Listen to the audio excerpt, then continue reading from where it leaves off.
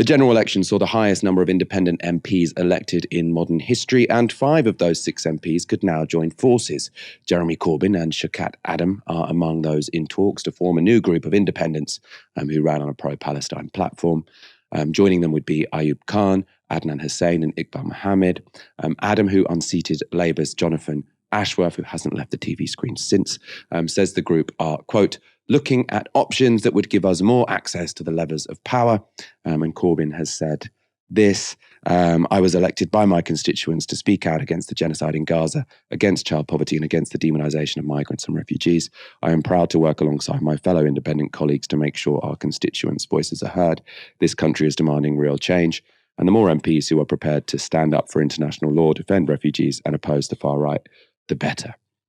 The new alliance would leave behind former DUP leader Alex Easton. The now independent MP for East Downs is reportedly not part of discussions, which isn't much of a surprise. Aaron, how big a deal is this if we get the independent group? Obviously, the last The Independent group was with Joan Ryan and the people to the right of the Labour Party. I presume these guys will come up with a different name, but would it matter? Oh, yeah, it could matter. And I think what's really key there, Michael, is Corbyn offering an itemised list of the things that really matter to him: migrants, opposition to war. And you can see a very minimal political programme, solidarity with refugees, anti-racism, anti-austerity, a pro-peace, anti-war foreign policy. Not hugely expansive. You don't even need to talk about things like climate change, etc.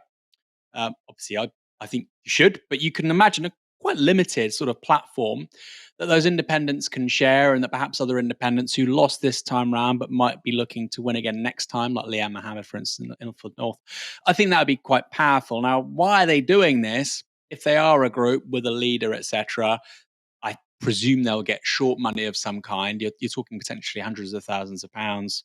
And again, if they run as some sort of coalition at the next election and they win MPs again and they get a decent share of the vote, there's short money involved. I don't know the specifics of that, but there is potentially financial upside in terms of being able to formulate policy, hire people, etc., which is good. If you want to advance your politics, those are all positive things. So it's certainly an interesting shift. I suppose the question is, how broad would the political platform be? I mentioned climate change a moment ago. Somebody like Lutfur Rahman, I think, fantastic politician.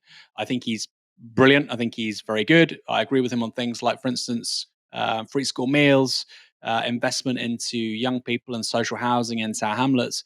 I probably disagree with him on LTNs. So I would be really curious about how broad that platform is. I think keeping it minimal, like I say, solidarity with refugees, anti-war, anti-austerity, I think that would be a really interesting prospectus moving forward.